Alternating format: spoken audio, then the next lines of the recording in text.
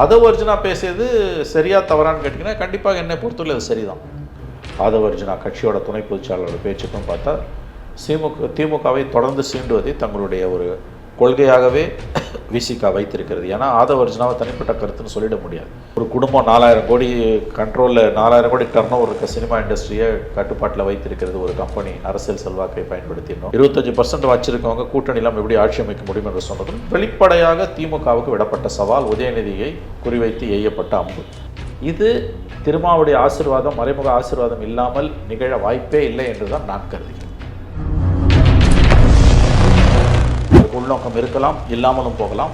உள்நோக்கம் இருக்கிறது என்று நீங்கள் சொல்லுவீர்களே, ஆனால் நான் அதை மறுத்து பேச மாட்டேன். ஏனெனில் அவருக்கு உள்நோக்கம் இல்லை என்று சொல்வதற்கான எந்த தரவுகளும் என்னிடம் இல்லை. உள்நோக்கம் இருப்பதற்கான வாய்ப்புகள் அதிகம் என்று நீங்கள் வாதாடுவீர்களே, ஆனால் நான் உங்களை எதிர்க்க மாட்டேன். ஏனெனில் நீங்கள் லாஜிக்கலி கரெக்டாக பேசுறீங்க. தேர்தல் அப்படியே எல்லாரும் நின்று வாய்ப்பு கிடைச்சி நிற்கிறவங்கள யாருக்கும் கிடைக்காத அந்த வாய்ப்பு ஒரு குடும்பத்துக்கு மட்டும் ஏன் கிடைக்குதுன்றது முக்கியமான கேள்வி. சனாதனத்தை நாம் ஏன் எதிர்க்கிறோம், திமுக ஏன் எதிர்க்கிறது? அது பிறப்பால் ஒரு மனிதனுக்கு முன்னுரிமை கொடுக்கிறது, இன்னொரு மனிதனை பின்னுக்கு தள்ளுகிறது. இதானே சிம்பிளாக சொன்னேன். அதே தானே நீங்கள் வாரிசு அரசியலில் செய்கிறீங்க.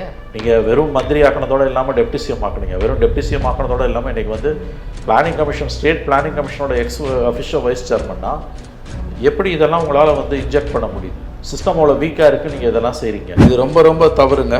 அவர் ஒருமையில் பேசுகிறார் என்றால் உதயநிதி ரொம்பவும் தவறு. இது பல பிரச்சனைகளை அவர் உள்வாங்க போகிறார். இன்றைக்கி உதயநிதியை சுற்றி இருக்கக்கூடிய ஜால்ரா கூட்டம் உண்மையை அவருக்கு தெரியாமல் செய்து கொண்டிருக்கிறது. டிஎம்கே வந்து கண்டிப்பாக வந்து இதை ரசிக்காது. நான் உறுதியாக சொல்கிறேன், கண்டிப்பாக சொல்கிறேன், உங்களுக்கு உறுதியாக சொல்கிறேன். டிஎம்கே இதை ஒருபோதும் ரசிக்காது. அவங்களோட கோர் இன்ட்ரெஸ்ட்டை டிஸ்டர்ப் பண்ணுறவங்கள அவங்க தூக்கி வெளியில் போடாமல் இருக்கவே மாட்டாங்க. இந்த மாதிரி அவங்க என்ன பண்ண போகிறாங்கன்னு நமக்கு தெரியாது.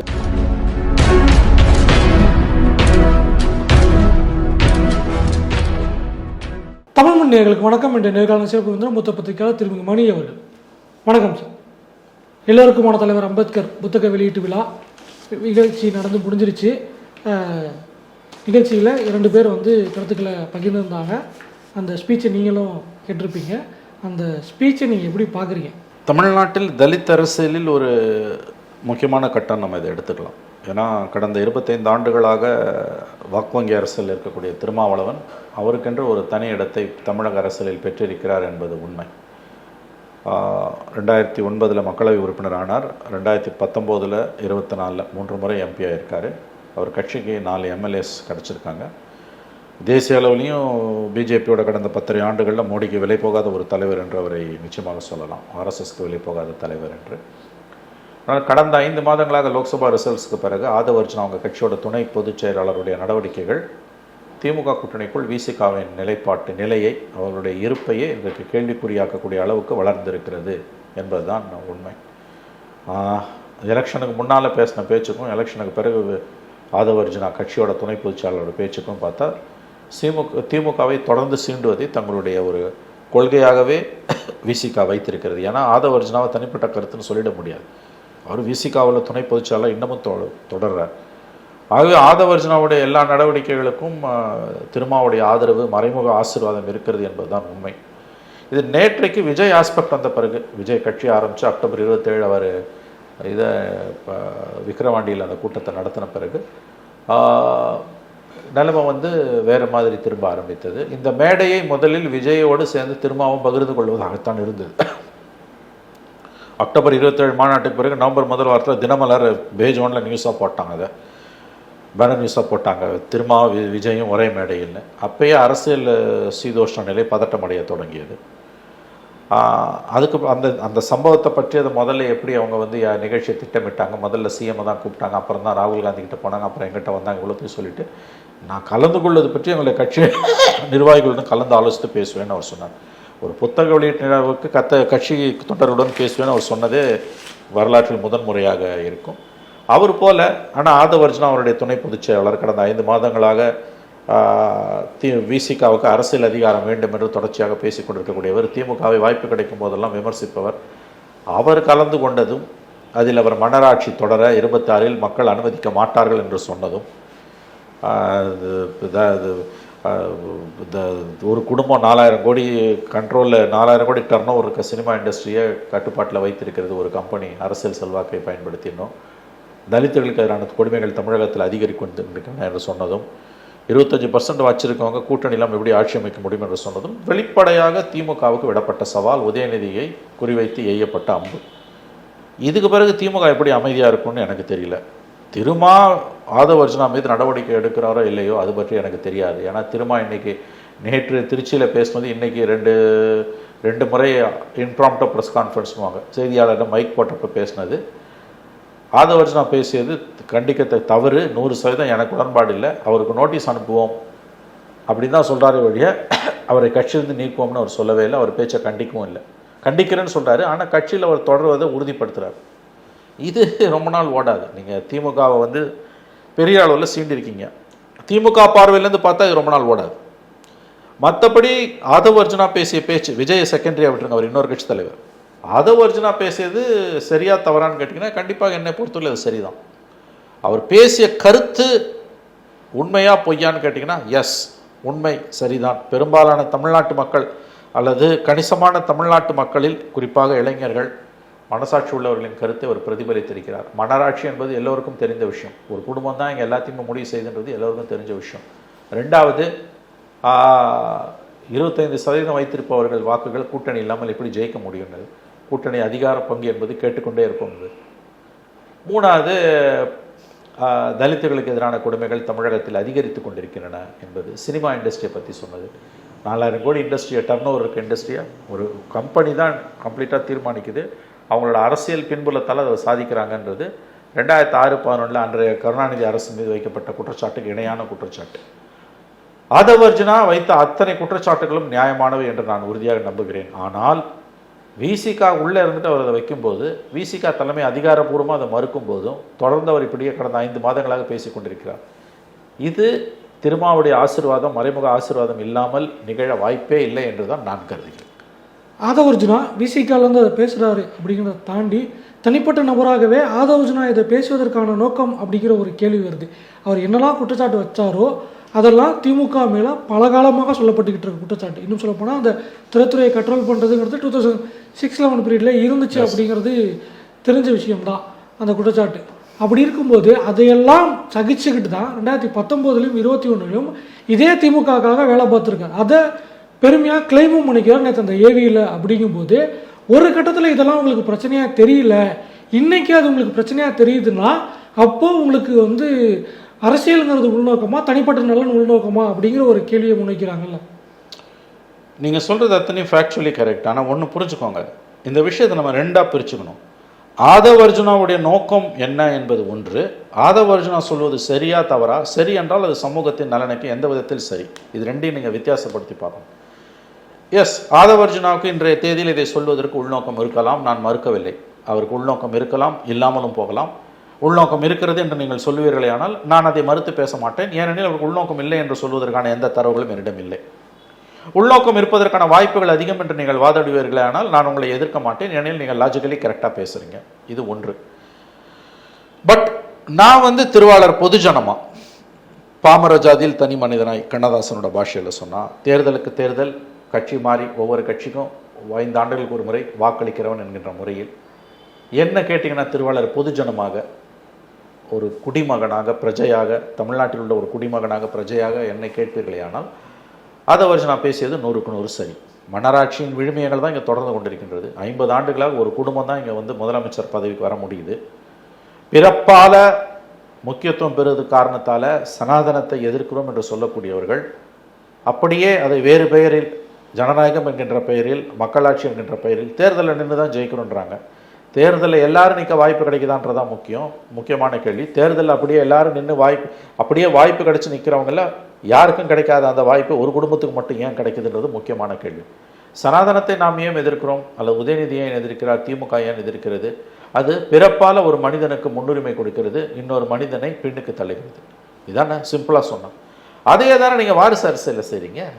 பிறந்தார், இன்னாருக்கு பிறந்தார் என்ற ஒரு காரணத்தால் தான் உங்களுக்கு இவ்வளவு பெரிய பதவிகள் இவ்வளவு சுலபமாக வந்து கிடைக்கின்றன. நீங்கள் சொல்லலாம் மக்கள் தேர்ந்தெடுத்தாங்கன்னு, கரெக்ட். மக்கள்கிட்ட போகிறதுக்கான அந்த ஒரு வாய்ப்பை நீங்கள் ஒன்றும் எல்லாருக்கும் ஏற்படுத்தி கொடுக்கலையே.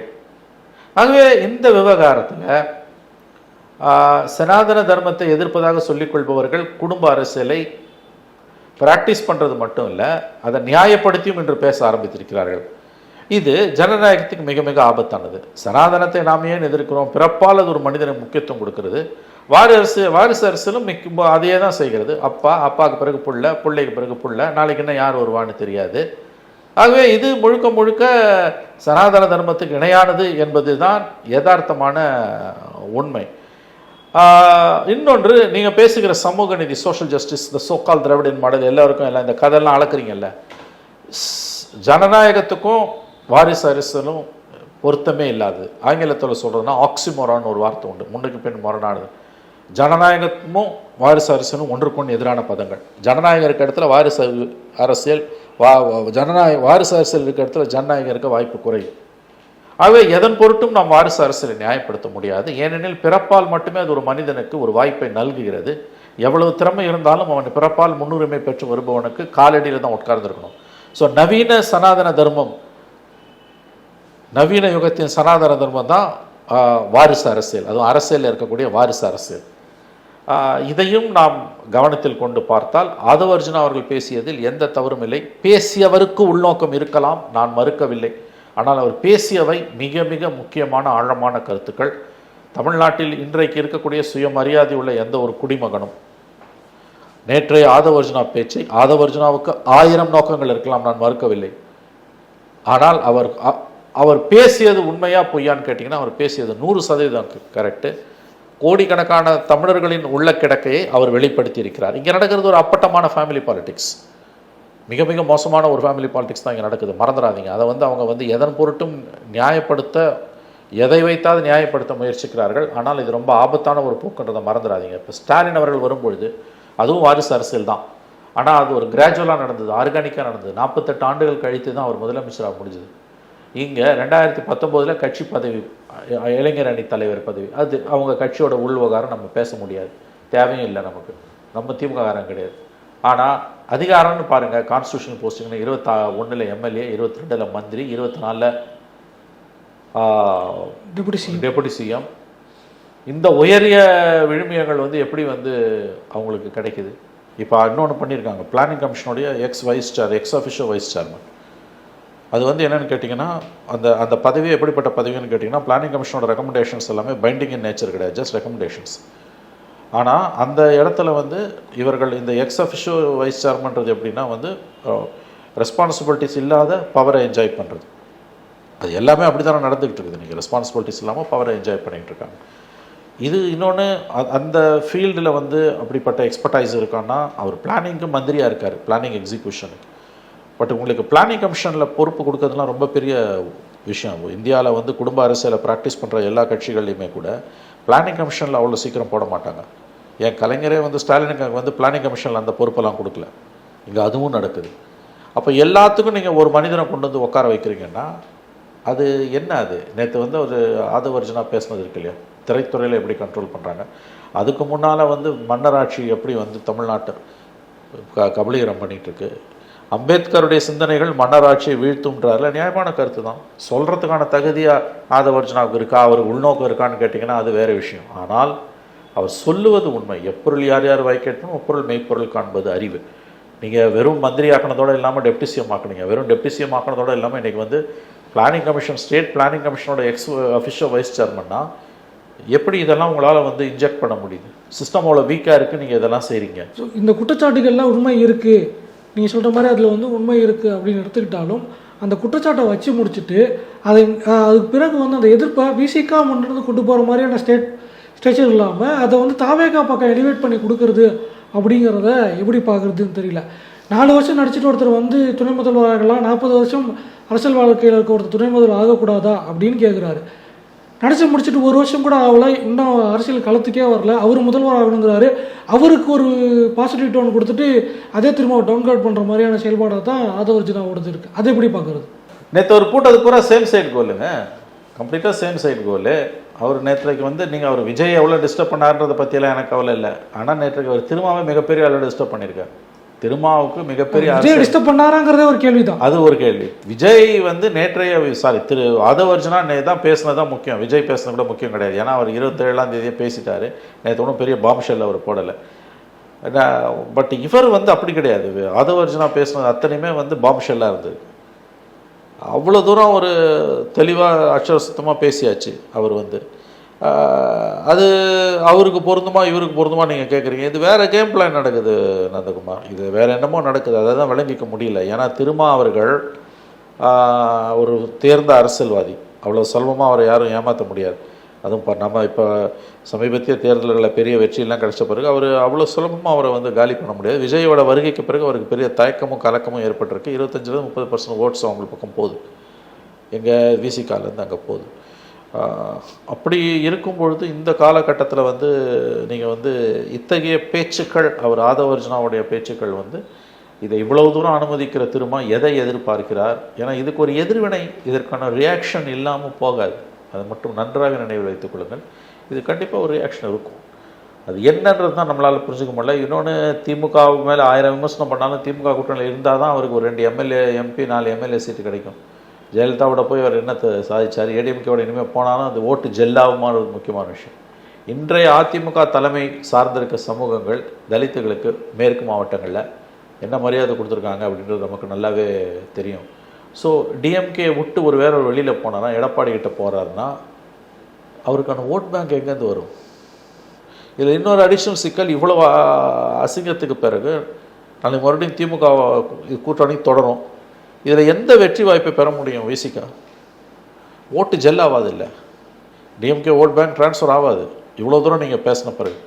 அப்போ இது எல்லாத்தையும் அவர் புரிஞ்சு தான் பண்ணுறாரா, புரியாமல் பண்ணுறாரா தான் நமக்கு தெரியல. இல்லை, இது ஆதவ அர்ஜுனாவுடைய ஸ்டேட்மெண்ட்டுமே வந்து அவர் பேசுகிறது சரிதான், அது உள்நோக்கம் இருக்கா இல்லையாங்கிறத தாண்டி அந்த டைம் பீரியட் ஒன்று இருக்குல்ல.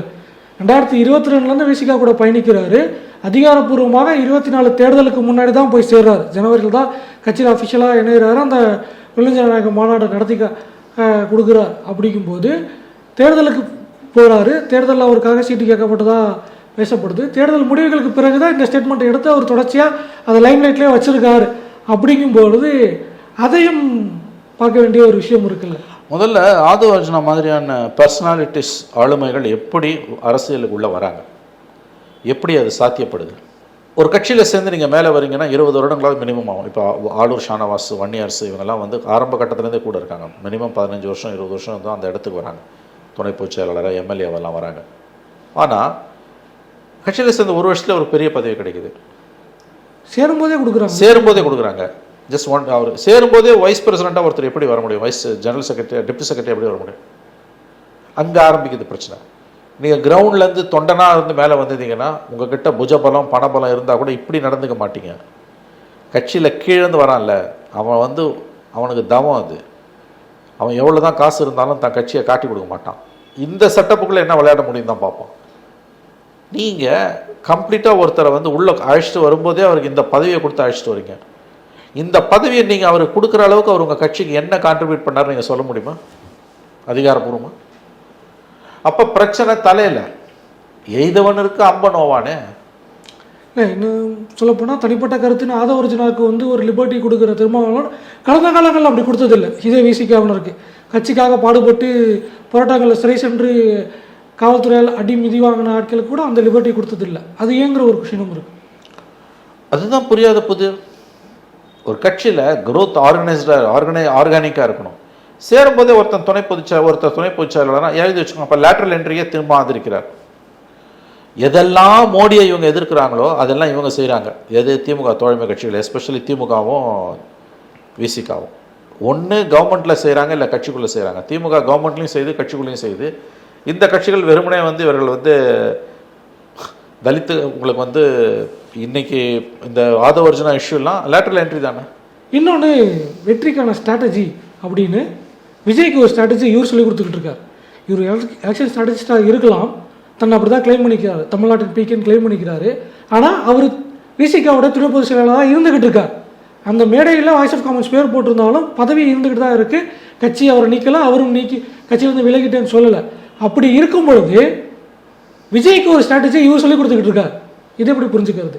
அதுவும் மோடி கையாண்ட ஒரு ஸ்ட்ராட்டஜியை தமிழ்நாட்டில் நீங்கள் ட்ரை பண்ணுங்க அப்படிங்கிறார். எந்த இந்தியா கூட்டணிக்குள்ளே இருந்து ராகுல் காந்தி பிரதமராகணும்னு பாடுபட்டாங்களோ அந்த ராகுல் காந்தி வீழ்த்திய ஒரு ஸ்ட்ராட்டஜியை இங்கே தமிழ்நாட்டுக்குள்ளே கொண்டுறணும் அப்படின்னு பேசிக்கிட்டு இருக்கார். அதுவும் இன்னொரு கட்சி தலைவர் இருக்கார்.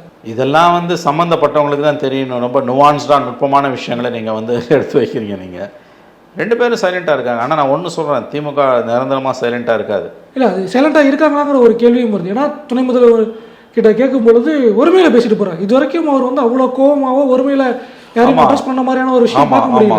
அந்த ஆளுக்குன்றாரு. சிஎம் கூட வந்து சில நேரங்களில் ஒருமையில் பேசியிருக்காரு. ஆனால் இப்போ இது ரொம்ப ரொம்ப தவறுங்க. அவர் ஒருமையில் பேசுகிறார் என்றால் உதயநிதி ரொம்பவும் தவறு. இது பல பிரச்சனைகளை அவர் உள்வாங்க போகிறார். இன்றைக்கி உதயநிதியை சுற்றி இருக்கக்கூடிய ஜால்ரா கூட்டம் உண்மையை அவருக்கு தெரியாமல் செய்து கொண்டிருக்கிறது. பேசிக் இஷ்யூங்க இதெல்லாம். வந்து எப்படி வந்து கலைஞர் இந்த மாதிரிலாம் வந்து என்றைக்குமே வந்து ரொம்ப ரேராக தான் தடம் புரண்டு இருப்பார். அதர்வைஸ் வந்து அந்த மரியாதையை தான் காப்பாற்றுவார். எனவே இவங்களுக்கும் கையில் கவர்மெண்ட் இருக்குது, கவர்மெண்ட்டுக்கு பின்னால் ஆளுங்க இருக்காங்க. அது எப்படி வேணால் போய் முடியலாம் அவங்களுக்கு வந்து. எனவே அவர் டெப்டி சிஎம், அவர் ரியாக்ட் பண்ணுறாருன்னா தைரியமாக பண்ணுவார் அவர். நம்ம பேச வேண்டியது இந்த மாநாடு. இந்த மாநாட்டில் விசிகாவுடைய செயல்பாடுகள் குறித்து, அவங்களுடைய கோர் ஓட் பேங்க்கு, தலித்ஸ், சிறுபா அந்த இப்போ அடுத்த ஜென்ரேஷனில் இருக்கவங்ககிட்டலாம் நீங்கள் போய் அவங்க எடுக்கும்போது அது என்ன மாதிரியான ரிசல்ட்டை வரும் அப்படின்றது வந்து ரொம்ப ரொம்ப முக்கியமானது. ஒன்று மறந்துடாதீங்க, இதுக்கு பிறகு இந்த அலையன்ஸ் கண்டினியூ ஆச்சுன்னா ஆதவர்ஜனாவை தூக்கிட்டு கீழே ஓட்டு ஜெல் ஆகாது, ட்ரான்ஸ்ஃபர் ஆகாது. இதுதான் நான் அடிக்கடி சொல்லணும். 96 காங்கிரஸ் ஜெயலலிதாவுக்கு நடந்தது. 96 காங்கிரஸுக்கும் ஜெயலலிதா லாஸ்ட் மினிட் வரைக்கும் சண்டை போட்டு போய் சேர்ந்தாங்க. சைபர் ஆச்சு. அதில் தான் மூப்பனார் வெளியில் போனார். அவர் தப்பிச்சார். 20 எம்பிஸ் 36 எம்எல்ஏ வச்சு அவர் தப்பிச்சிட்டார். இவங்க மாட்டினாங்க. ஸோ இது இனிமேல் வந்து இது இது இது இந்த மாதிரி வந்து ஒரு போக்கை திரும்ப அனுமதித்ததும் ஸ்டாலின் அனுமதி கொண்டிருப்பதும் அடுத்த தேர்தலில் இந்த கூட்டணி தொடரும் என்று தான் நான் நம்புகிறேன். விசிக திமுக கூட்டணி தொடர்ந்தால் ஓட் ட்ரான்ஸ்ஃபர் நடக்காது. அவ்வளோ டேமேஜ் இவர் பண்ணிட்டார். இப்போ நாளை காலை நீ ஆதவர்ஜனா நீக்கினா கூட இது வரைக்கும் அவர் பண்ண டேமேஜை வந்து ஒரு நாளில் ரெக்டிஃபை பண்ணுறதுக்கு நாளாகும்.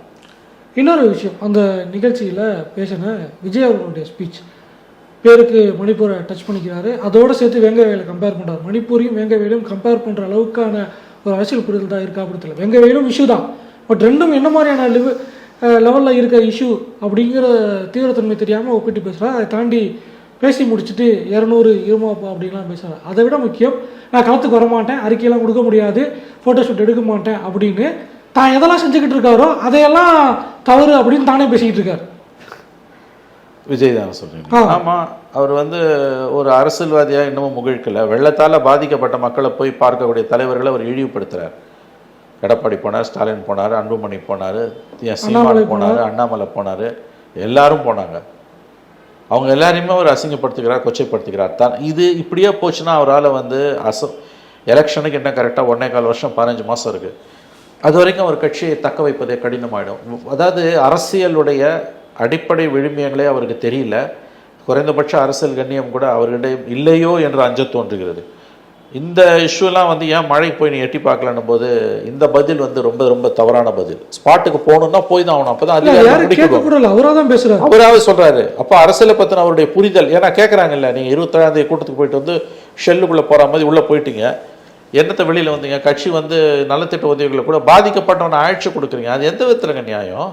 இன்னொன்று வந்து தமிழ்நாட்டில் நீங்கள் வந்து ஃபீல்டில் 30 வருஷமாக இருந்திருக்கீங்க, நிறைய அரசியல் தலைவர்களை பார்த்துருக்கீங்க. பெரும்பாலும் வந்து மைக்கு போட்டாங்க அப்படின்னா அட்லீஸ்ட் ஸ்டேட்மெண்ட்டாவது கொடுத்துட்டு போகிற ஆட்கள் இருந்திருக்காங்க. ஒரு சில நேரங்களில் ஜெயலலிதா தவிர்த்துருக்காரு. அதை தாண்டி பெரும்பாலான அரசியல் தலைவர்கள் மைக்கு போட்டால் பேசுறது அப்படிங்கிற ஒரு நாகரிகம் இருந்திருக்கு தமிழ்நாட்டுக்குள்ள. மற்ற மாநிலங்கள் எப்படின்னு தெரியாது, தமிழ்நாட்டில் இருந்திருக்கு.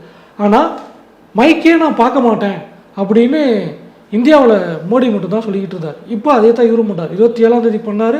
முடிஞ்ச அந்த நலத்திட்ட உதவிகள் நேற்றும் வந்து எந்த மைக்கும் கிட்ட வரல, எந்த கேமராவும் கிட்ட வரல. இவங்களாம் ஒரு ஈவெண்ட் ஆர்கனைஸ் பண்ணி முடிச்சு போகிறாங்க. மைக்கு போடுறதையே வந்து அலோவ் பண்ண மாட்டாங்க. அப்படிங்கும்போது அது என்ன டைப் ஆஃப் பாலிடிக்ஸ்னு எடுத்துக்கிறது சார்? அவர் வந்து ஒரு இன்ட்ரோவர்ட்டாக இருக்கார். மீடியாவோட இன்ட்ராக்ட் பண்ணவே மாட்டேன்றார். சினிமாவில் மீடியாவை எப்படி நினச்சாரோ அந்த மாதிரி நினைக்கிறார். இதுவரை ஒரு தடவை கூட ப்ரெஸ்ஸை அவர் பார்க்கல. ப்ரெஸ்ஸை அட்டவுண்ட் பண்ணாலும் அவரை சுற்றி இருக்க பவுன்சர்ஸ் விட மாட்டேன்றாங்க. முதல்ல இந்த பவுன்சர்ஸை வச்சுட்டு வளம் வருதை அவர் தவிர்க்கணும். நேற்றைய நிகழ்வுக்கு 16 பவுன்சர்ஸ் அவர் அழைத்து வந்ததாக தகவல். அவரை மீறி அவங்கள மீறி கிட்ட போக முடியல. எம்ஜிஆர் அப்படியே இருந்தார். வயதான மூதாட்டிகளை கட்டிப்பிடித்துக் கொள்வார். பேச வேண்டிய நேரத்தில் மீடியாவுக்கு பேசுவார். பேச்சு தான் அவருக்கு போச்சே ஒழிய மற்றபடி அலர்ட்டாக தான் இருந்தார். இங்கே விஜய் வந்து இதுவரையும் கட்சி ஆரம்பித்து பிப்ரவரியில் ஆரம்பித்து 10 மாதம் ஆகுது. ஒரு தடவை கூட செய்தியாளர்களை சந்திக்கல. அது என்ன மனநிலை? அது நீங்கள் ஒன்றும் சர்வாதிகாரி கிடையாது. நீங்கள் வந்து ஒரு ஜனநாயகத்தில் தேர்ந்தெடுக்கப்பட்ட முதலமைச்சராக வர ஆசைப்படுகிறவர். உங்களை எல்லாரும் கேள்வி கேட்போம். உங்கள் கட்சியிலே இருக்க மட்டும் இல்லை, உங்கள் கட்சிக்காரனாக இருக்கட்டும், எதிர்கட்சிக்காரனாகட்டும், உங்கள் கட்சியில் உறுப்பினராக இருக்க ஒருத்தன் ராத்திரி 10 மணிக்கு ரிச்சா ஓட்டுன்னு வரும்போது உங்களை பார்த்து கேள்வி கேட்பான். நீங்கள் அவனுக்கு பதில் சொல்லிட்டு போகணும். தெரியலன்னா வேறு மாதிரி சமாளிக்கணும். எதுவுமே இல்லாமல் நீங்கள் வந்து இன்றைக்கி இந்த மாதிரியான, அதாவது வந்து மீடியா கிட்டேருந்து கம்ப்ளீட்டாக ஒதுங்கி நிற்கிற போக்கு இருக்குல்ல, இது அவரோட தனி உரிமைன்னு நீங்கள் சொல்ல முடியாது. ஏன்னா சினிமாவில் அவர் இப்படி இருந்தார்னா அது பிரச்சனை வேறு. அரசியலில் அவர் வந்து இப்படி ஒரு கண்கூத்தி பாம்பாக இருக்க வேண்டிய ஒரு நபர் வந்து உங்களுக்கு வந்து மீடியாவை அவாய்ட் பண்ணுறதுன்றது சாத்தியமற்றது. ரொம்ப நாள் இது ஓடாது. கேள்விகள் வரும். முதல்ல அது என்ன குணாம்சம்? நீங்கள் வந்து பொதுமக்கள் கிட்ட த்ரூ மீடியா தான் பேச முடியும். ஒவ்வொருத்தர் வீட்லையும் போய் நீங்கள் மைக்கை பிடிச்சி பேச முடியாது. ஒருவேளை சோஷியல் மீடியா இருக்குது, அது போதும்னு நினைக்கிறாங்களோ? சோஷியல் மீடியா வந்து உங்களோட ஃபிசிக்கல் ப்ரெசன்ஸுக்கு சப்ளிமெண்ட்ரியாக இருக்குமே வழியா வெறும் சோஷியல் மீடியா வச்சு எவனும் ஜெயிக்க முடியாது. இது தயவு செஞ்சு புரிஞ்சுக்கோங்க. களத்தில் வலுவாக இருக்க அரசியல்வாதிக்கு சோஷியல் மீடியா ப்ரெசன்ஸ் தேவை. சோஷியல் மீடியாவில் மட்டுமே வலுவாக இருந்து ஒருத்தர் அரசியல் பண்ண முடியாது. இல்லை, ஒரு முறை வந்து ஒரு மூத்த பத்திரிகையாளர் வந்து ஒரு நிகழ்ச்சியில் சொல்லியிருப்பார். அவருடைய நேர்காணலில் மதுரையில் ஒரு அதிமுக தொண்டர், அவருக்கும் திமுககாரருக்கும் போஸ்டர் விட்டதில் சண்டை வந்தோடனே காது அறுத்துடுறாங்க. டக்குன்னு போய் ஆஸ்பத்திரி ட்ரீட்மெண்ட் பார்த்துட்டு டேரெக்டாக எம்ஜிஆரை பார்க்க வந்தார். அவர் வந்து ஆறுதல் சொல்லி அனுப்பிச்சிட்டு அடுத்த எலெக்ஷனில் எம்எல்சி ஆக்கி காமிச்சார். அவரை எனக்காக நீ இது பண்ணியிருக்க, எம்எல்சி ஆக்கிறேன் அப்படின்னு எம்எல்சி ஆக்கினார். அப்படி ஒரு பண்பு எம்ஜிஆர் கிட்ட இருந்துச்சு. அதை ரெப்ளிகேட் பண்ணுறேன், எம்ஜிஆருக்கு மாற்று நான், எம்ஜிஆரை போலவே அப்படின்னு விஜய் இங்கே முன்னெடுத்துக்கிட்டு இருக்காங்க. அந்த மாதிரியான ஒரு விஷயம் இங்கே இருக்கா? தொண்டர்கள் வந்து ராமாவரம் தோட்டத்துக்கே வந்து எம்ஜிஆரை பார்க்க முடிஞ்சுச்சு. ஆனால் இங்கே வந்து பார்க்கணுன்னு வந்தால் கூட பல மணி நேரம் காத்திருந்து திருப்பி எனக்கு அனுப்புகிறாங்கங்கிற ஒரு குற்றச்சாட்டு வைக்கப்படுது. எம்ஜிஆருடைய அந்த லெகசியை திருப்பி கேரி பண்ணிட முடியும் அப்படின்னு விஜய் சொல்கிறதோ, இல்லை விஜய்க்கு ஆதரவிக்கக்கூடிய ஆட்கள் சொல்கிறதோ ஏற்றுக்க முடியா இருக்கா? நீங்கள் அந்த பர்சனாலிட்டியை ரீப்ளேஸ் பண்ண முடியுமான்னு கேட்குறீங்க இல்லையா? எம்ஜிஆர்ன்ற பர்சனாலிட்டியை இவரால் ரீப்ளேஸ் பண்ணுறது மேட்ச் பண்ண முடியுமாங்கிறதா இருக்கு. மேட்ச் பண்ண முடியாது. அது ஃபினாமினா. ரீப்ளேஸ் பண்ணுறது இம்பாசிபிள் தான். ஒரு பர்சன் இன்னொரு பர்சன் ரீப்ளேஸ் பண்ண முடியாது. அது ஃபினாமினா, அது பேரதிசயம். எம்ஜிஆர்ன்றது பேரதிசயம். இன்ன வரைக்கும் ஆய்வாளர்களுக்கு புரிபடாத ஒரு விஷயம். என்னென்னமோ கருணாநிதி பண்ணார். அப்போ வந்து மலையாளத்தான் பேசுவார். நடிகர் கட்சின்னு தான் முரசொலியில் 77 வரைக்கும் எழுதினாங்க. மலையாளத்தான் தான் எழுதுவாங்க. ஆனால் அவர் உயிரோடு இருந்த வரைக்கும், கட்சி ஆரம்பித்து ஆட்சிக்கு வந்த 10 வருஷம் அவர் உயிரோடு இருந்த வரைக்கும் திமுகவால் ஆட்சி கட்டிலின் அருகில் கூட போக முடியல. எம்ஜிஆர் செத்த பிறகு தான் திமுகவால், அதுவும் ஜெயலலிதாவோட தவறுகளால் தான் அவங்க ஒவ்வொரு தடவையும் திமுக ஜெயிச்சாங்க. இதை ஞாபகம் வச்சுக்கோங்க.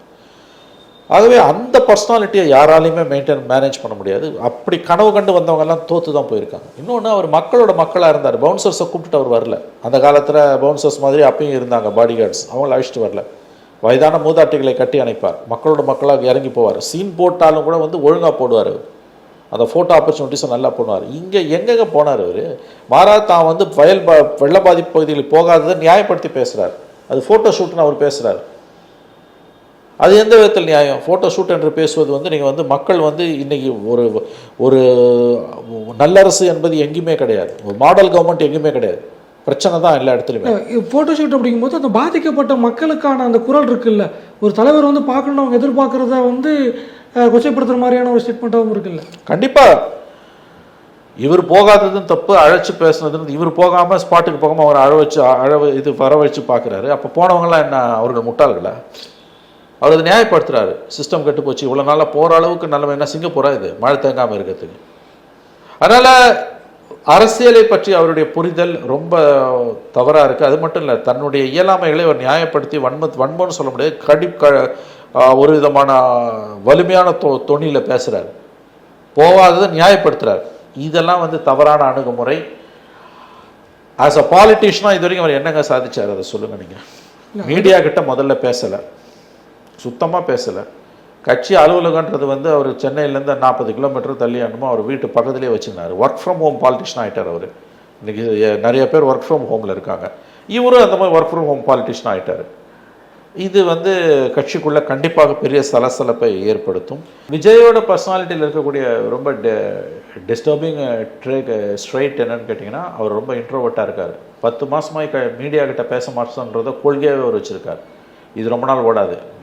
Media can make or break up politicians career. இதை நான் மிரட்டலாம் சொல்லலை, இது புரிதலோடு சொல்கிறேன். நான் மீடியாவை எப்பயுமே வந்து விஜய் தவிர்ப்பது என்பது அவருக்கு நல்லதில்லை. ஆனால் அவர் அதை தான் செஞ்சுக்கிட்டு இருக்காரு. மீடியாவில் வந்து நிறையா நெஃபோரியஸ் எலிமெண்ட்ஸ்னு சொல்லக்கூடிய தவறான மனிதர்கள் உள்ளே புகுந்துட்டாங்கன்றது உண்மை. ஆனால் இந்த மீடியாவை வச்சு தான் நீங்கள் அரசியல் பண்ணியாகணும். மீடியாவை எங்கேஜ் பண்ணி தான் அரசியல் பண்ணியாக முடியும். உங்களுக்கு ஆப்ஷனே இல்லை மீடியாவை இக்னோர் பண்ணுறதுக்கு. அதை அவர் முதல்ல புரிஞ்சுக்கணும். அவர் வந்து ரெண்டாவது அவர் நிறைய விஷயங்கள் அவருடைய கருத்துக்கள் வந்து முன்முடிவுகளாக இருப்பது அபத்தமாக இருக்குது. வெள்ளம் பாதித்த பகுதியில் போய் பார்க்குறத நக்கல் பண்ணுறதுன்றதும் அதனால தான் போகல, இப்படி போய் பார்க்குறவங்கெல்லாம் ஃபோட்டோ ஆப்பர்ச்சுனிட்டிக்கு போகிறாங்கன்றதெல்லாம் ரொம்ப தவறான ஒரு கருத்து. மக்கள் துயர்படும் பொழுதெல்லாம் நம்ம போய் நிற்கணும் அங்கே. ஆகவே இந்த விஷயங்கள் அவருடைய மனநிலை எப்படி போகுதுன்னு தெரியல. இது வரைக்கும் 10 மாதத்தில் அவர் என்ன சாதிச்சார், அந்த அக்டோபர் 27 மாநாடுக்கு பிறகு என்ன பொலிட்டிக்கல் ஆக்டிவிட்டி அந்த கட்சி பண்ணிச்சு, எத்தனை ஆர்ப்பாட்டம், எத்தனை மறியல், எத்தனை சாலை மறியல், எத்தனை உண்ணாவிரத போராட்டம், நீதிமன்றங்களில் எத்தனை போராட்டங்கள் நடத்தியிருக்காங்க, எதுவுமே இல்லையா. There is no political activity on the part of Vijay. அப்போ என்ன அரசியல்வாதி அவர் இருக்க போகிறாரு கேட்டால், நாங்கள் தனித்துவத்தோடு இருப்போம். இது எல்லாத்தையுமே தெரிஞ்சவங்க செய்கிறாங்க. தனித்துவத்தோடு நாங்கள் இருப்போன்றாங்க. அது என்ன தனித்துவம்? அது அடிப்படையாக கோளாறா போகுது இல்லை உங்களுக்கு. ஸோ இதை அவர்கள் நினைவில் கொள்ள வேண்டும். அப்படின்னாலும் வந்து அது இது வரைக்கும் அவரோட செயல்களை பார்க்கும்போது ஆரோக்கியமானதாக நிறைய விஷயங்கள் இல்லை விஜய்கிட்ட. மீடியாவை கம்ப்ளீட்டாக அவர் ஷன் பண்ணுறதுன்றது ஆபத்தானது, அவருக்கு ஆபத்தானது. அது கண்டிப்பாக ஒரு கடத்தில் மீடியா வந்து அவர் வேறு ஏதாவது பெருசாக சிக்கலை மாட்டும்போது பெரிய அளவில் எதிர்த்தாக்குதலை அவர்கள் தொடுப்பார்கள், மீடியா தொடுக்கும். இறுதியாக ஒரு கேள்வி சார், நேற்று நிகழ்வு அதோடைய தாக்கம் எந்த கட்சிக்கு பலமாக இருக்க வாய்ப்பு இருக்குது, எந்த கட்சிக்கு பலவீனமாக இருக்குது? தாவேகா, விசிக, திமுக, யாருக்கு பலம், யாருக்கு பலவீனம்? இல்லை, கண்டிப்பாக விசிகாக்கு பலவீனம். அதாவது ஆதவ அர்ஜுனாவை தூக்கி வெளியில் போட்டாங்கன்னா ஒரு வருஷம் இன்னும் கொஞ்சம் ஒழுங்காக இருந்தாங்கன்னா கொஞ்சம் இழந்த செல்வாக்க அவங்க பெற்றுடலாம் மறுபடியும். நாள் கடத்த என்ன ஆகும்னு கேட்டிங்கன்னா, அவர் தள்ளி தான் அவரை தூக்குறாங்க அப்படின்னா உள்ளுக்குள்ளே புகைச்சல் அதிகமாகிட்டே இருக்கும். டிஎம்கே வந்து கண்டிப்பாக வந்து இதை ரசிக்காது. நான் உறுதியாக சொல்கிறேன், கண்டிப்பாக சொல்கிறேன், உங்களுக்கு உறுதியாக சொல்கிறேன், டிஎம்கே இதை ஒருபோதும் ரசிக்காது. அவங்களோட கோர் இன்ட்ரெஸ்ட்டை டிஸ்டர்ப் பண்ணுறவங்கள அவங்க தூக்கி வெளியில் போடாமல் இருக்கவே மாட்டாங்க. இந்த மாதிரி அவங்க என்ன பண்ண போகிறாங்கன்னு நமக்கு தெரியாது. We don't know what they are going to do. நிச்சயமாக இதோட பாதிப்பு வந்து விசிகாக்கு தான் பெரிய அளவில் இருக்கும். விசிகாவின் வாக்கு வங்கியில் ஓரளவு விஜய் பக்கம் போகுதுன்னா அது வந்து திமுக கூட்டணியில் விசிக தொடரும் பட்சத்தில் திமுகவுக்கும் வந்து ஒரு ஓட்ஸ் குறைவதற்கான ஒரு வாய்ப்பைத்தான் அது ஏற்படுத்தும். இது வந்து திருமாவை வந்து பலவீனப்படுத்துவதற்காக ஆதவ அர்ஜுனாவை திமுகவே ஏற்பாடு செய்ததா போன்ற ஸ்டோரிஸ் எல்லாம் கிளம்புது. நான் அதை நம்பலை. அதற்கெல்லாம் வாய்ப்புகள் ரொம்ப ரொம்ப குறைவு. ஏன்னா இன்றைக்கி உதயநிதியோட ரியாக்ஷன்லாம் பார்த்தாலே அவங்க ரொம்ப டிஎம்கே டிஸ்டர்ப் ஆகிறாங்கன்றது தெரியுது. விஜய் ஃபேக்டர் எப்போ வந்தாலும், தனியாக வந்தாலும், யாருடைய சேர்ந்து வந்தாலும் திமுகவோட பதட்டத்தை நம்மளால் ரொம்ப சுலபமாக புரிஞ்சுக்க முடியுது. இன்றைக்கி உதயநிதியோட பேச்சில் கூட பார்த்தீங்கன்னா ஒருமையில் அவர் பேசுகிறார். இவையெல்லாம் வந்து அவருடைய பதட்டத்தின் வெளிப்பாடு. திருவாளர் பொதுஜனம் இதை பார்த்து கொண்டே தான் இருக்கிறது. ஆனால் திரும்பவும் நான் ஒன்று சொல்கிறேன், இனிமேல் விசிகால அவர் ஆதவ அர்ஜுனா தொடர்ந்து கொண்டு அதே நேரத்தில் இன்னொரு பக்கத்தில் வந்து திமுகவுடையும் கூட்டணி என்ற அந்த நிலை தொடர்வதற்கு வாய்ப்புகள் குறைவு. Because DMK is an out and out political party. நீங்கள் நல்லா ஞாபகம் வச்சுக்கோங்க, இந்த கவர்மெண்ட்டையோ ஸ்டாலினையோ விமர்சனம் பண்ணால் கூட அவங்க கடந்து போகிறாங்க. ஆனால் உதயநிதியை விமர்சனம் பண்ணால் அவங்களால கடந்து போக முடியல. தே ஃப்ளாக் டுகெதர்னுவாங்க. அப்படியே வந்து மொத்தமாக சுற்றி நின்று காப்பாற்றுறாங்க. இப்படியெல்லாம் நீங்கள் வந்து அரசியலில் வந்து யாரையும் வளர்த்தெடுக்கலாம் முடியாது. நேற்றைக்கு ஆதவ அர்ஜுனா ஏன் திமுக அவர் மேலே கோவம் வரும்னா, அவர் ஸ்டாலினையோ திமுகவை மட்டும் சொல்லியிருந்தால் கூட விட்டுருப்பாங்க. மன்னராட்சி என்று சொல்வதன் மூலம் ஆக்சுவலாக அவர் வந்து இவரை தான் உதயை தான் டார்கெட் பண்ணுறாரு. திமுக கண்டிப்பாக ஒருபோதும் அதை மன்னிக்காது. ஓகே சார், என்ன நடக்குது அப்படிங்கிறத பொறுத்து வந்து பார்ப்போம். இதுவரை எங்களோட இணைந்து கருத்துக்களை பயந்தமைக்கு நன்றி. நன்றி சார்.